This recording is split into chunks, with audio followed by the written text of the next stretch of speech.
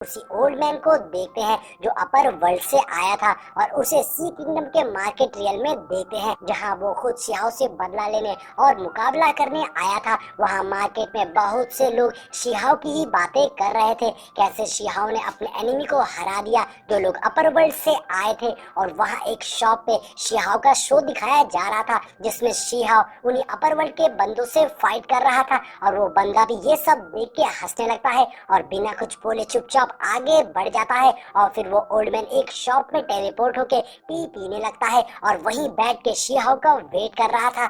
और तभी उस बंदे की नजर आसमान में एक मैजिक सर्कल पर पड़ती है जो कि एक तरीके का टेलीपोर्टेशन एरे था। और अब वो बंदा अपने किलर इरादे के साथ सी किंगडम की पैलेस की ओर बढ़ रहा था और यहाँ उसने अपनी पावर्स का इस्तेमाल करते हुए सी किंगडम के सभी सोल्जर्स को फ्रीज कर दिया था और अब वो बिल्कुल भी हिल नहीं पा रहे थे। और तभी वो बंदा सीधा सी किंगडम के पैलेस में घुस जाता है और सोल्जर से पूछता है कहाँ है तुम्हारा एम्परर, मैं उससे मिलना चाहता हूँ और कुछ बातें डिस्कस करना चाहता हूँ। इस बंदे को देखकर हम इसकी पावर्स का अंदाजा लगा सकते हैं। ये जहाँ भी पैर रख रहा था वहाँ जमीन टूट जा रही थी। तभी वो सोल्जर रिप्लाई करते हैं हमें नहीं पता हमारे मेजेस्टिक कहाँ है। और इस बात पे वो बंदा हंसते हुए कहता है कोई बात नहीं, अब तो मैं तुम्हारे टाउन में आ गया हूँ और मैं तुम्हारे एम्परर का वेट करूंगा। जिसके बाद वो बंदा वहां से चला जाता है और तभी सेनापति शिहाओ को एक मैसेज भेज देते हैं। और अगले सीन में हम शिहाओ को उसके स्टोन विलेज में देखते हैं जहां शिहाओ छोटे बच्चों को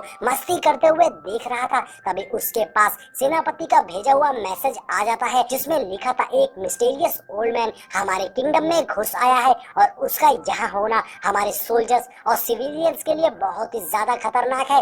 अब ये सुनकर शिहाओ तुरंत ही वहाँ निकलने के लिए तैयारी कर लेता है और अब शिहाओ को मुसीबत में जाता देखकर स्टोन विलेज के ग्रैंडपा बिल्कुल खुश नहीं थे। लेकिन शिहाओ उनसे बताता है उसके पास कोई और रास्ता नहीं है, अगर वो नहीं गया तो अपर वर्ल्ड से आए बंदे सी किंगडम को अपना गुलाम बना लेंगे। अब ये देखकर ग्रैंडपा शिहाओ को कुछ ट्रेजर्स देते हैं। तभी शिहाओ के बालों से ट्रेजर भी बाहर आ जाते हैं और शिहाओ डिवाइन स्टोन को भी स्टोन विलेज में ही रुकने को कहता है और यू चैन से कहता है मेरे जाने के बाद तुम फ्री हो। लेकिन यू चैन कहती है मैं तुम्हारा यहीं पर वेट करूंगी। फिर ग्रैंडपा शिहाओ से कहते हैं बच्चे कुछ भी हो जाए मगर तुम जिंदा वापस जरूर आना। वहीं मौजूद छोटे बच्चे कहते हैं शिहाओ अंकल आपने हमारे साथ में खेलने को कहा था तो वापस जरूर आइएगा। अब ये बातें सुनकर शिहाओ भी थोड़ा सा दुखी था। वहीं स्टोन विलेज के लोग बहुत ज्यादा दुखी थे क्योंकि वो सब जानते थे कि शिहाओ बहुत ही बड़ी मुसीबत में जा रहा है। जिसके बाद शिहाओ उस पोर्टल के थ्रू वहां से चला जाता है और सी किंगडम पहुंचते ही शिहाओ अपने पर्पल आई की मदद से चेक करता है तो वहां पर उसे वही ओल्ड मैन दिखाई देता है जिसका नाम हुआंग यू था। और हुआंग यू शिहाओ के वहां पहुंचते ही उस जगह पर एक space and time disorder array formation बना देता है जिसमें शिहाओ फंस गया था। और फिर हुआंग यू शिहाओ को अपने साथ ड्रिंक करने को कहता है जिसके लिए शिहाओ उससे डायरेक्ट मना कर देता है। और फिर हुआंग यू शिहाओ को अपने क्लैन को ज्वाइन करने का ऑफर देता है जिसे शिहाओ ने रिजेक्ट कर दिया था और वहां से जाने लगता है। जिसपे हुआंग यू शिहाओ से कहता है अच्छा यही होगा कि तुम मेरे 3 कंडीशंस को मान लो।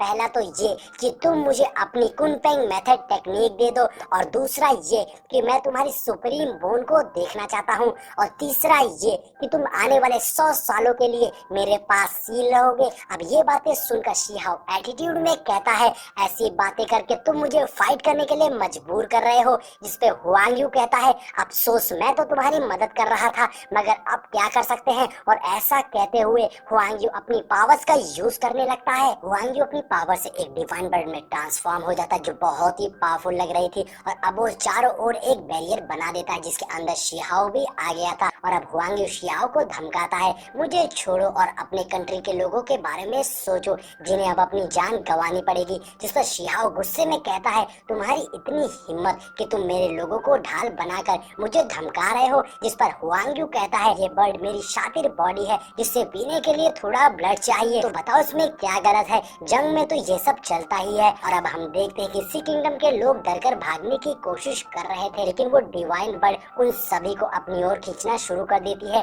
जो देखकर शिहाओ को बहुत गुस्सा आ गया था और शिहाओ उन लोगों को बचाने के लिए अपने एंसेस्टर्स का यूज करता है, जिनकी हेल्प से वो उस बर्ड पर अटैक करता है, जिससे सी किंगडम के बंदे बच जाते हैं। और अब शिहाओ अपनी स्पीयर बाहर निकाल कर कहता है, आज मैं इसे जरूर मारूंगा, लेकिन मुझे इसे भीड़ से दूर ले जाना होगा जहाँ कोई बंदा ना हो। तभी हुआंग यू वापस से अपने ओरिजिनल फॉर्म में आ जाता है और तभी पेंग अपने सोल्जर्स के साथ शिहाओ की हेल्प करने के लिए आ रहा था, लेकिन शिहाओ उसे रोक देता है और फौरन उस सबको पैलेस छोड़कर वहां से जाने को कहता है, क्योंकि वहां बहुत ज्यादा खतरा था और शिहाओ नहीं चाहता था कि इस बैटल में बेगुनाह लोग मारे जाएं। इसलिए शिहाओ यही सोचता है कि किसी तरह से हुआंग यू को उस शहर से बाहर ले जाना होगा फाइट के लिए, लेकिन हुआंग यू का ऐसा कोई इरादा नहीं था और शिहाओ को गुस्सा आ जाती है और वो अपने स्पीयर से हुआंग यू के ऊपर हमला कर देता है, लेकिन हुआंग यू बहुत ही आसानी से उसके अटैक को डॉज कर ले रहा था। तभी शिहाओ अपने स्पीयर से हुआंग यू पर जबरदस्त अटैक करता है,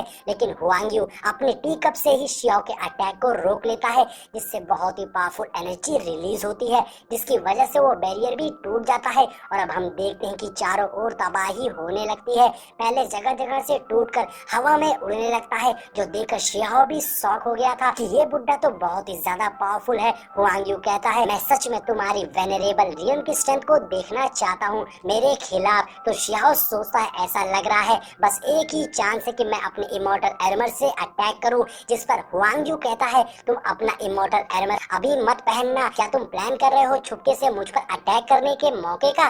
तुम्हें क्या लगता है मैं तुम्हें मौका दूंगा? मैंने पहले ही तुम्हारी सारी फाइटिंग स्किल्स देख ली है। यहाँ हम फ्लैशबैक का सीन देखते हैं, जब शिहाओ अपर वर्ल्ड के बंदों से लड़ रहा था, तब हुआंग यू शिहाओ पर नजर रखे हुए था, इसलिए उसे शिहाओ के फाइटिंग स्किल के बारे में मालूम है। और अब हुआंग यू कहता है, तुमने भले ही उन 3 गॉड्स को हरा दिए हो, लेकिन मुझे हराना नामुमकिन है। ये बोलते ही हुआंग यू शिहाओ पर हमला कर देता है, जिस पर शिहाओ काउंटर अटैक करता है, लेकिन हुआंग यू अपने एक ही अटैक से शिहाओ को पीछे फेंक देता है। यहाँ हम देखते हैं कि हुआंग यू अपने एक हाथ में टी कप लिए होता है और सिर्फ एक ही हाथ से शिहाओ से फाइट कर रहा था, और उसमें भी हुआंग यू शिहाओ पर भारी पड़ रहा था। यहाँ उन दोनों की फाइट से उस पैलेस में काफी तबाही होने लगती है, साथ ही वहाँ आग भी लग गई थी। तभी शिहाओ अपनी इमॉर्टल आर्मर को एक्टिवेट कर लेता है, जिसके अटैक से हुआंग यू पैलेस की छत तोड़ते हुए बाहर पहुंच जाता है, जिससे अब हुआंग यू को काफी गुस्सा आ गई थी और अब शिहाओ अपना इमॉर्टल आर्मर पहनकर हुआंग यू के सामने आ जाता है।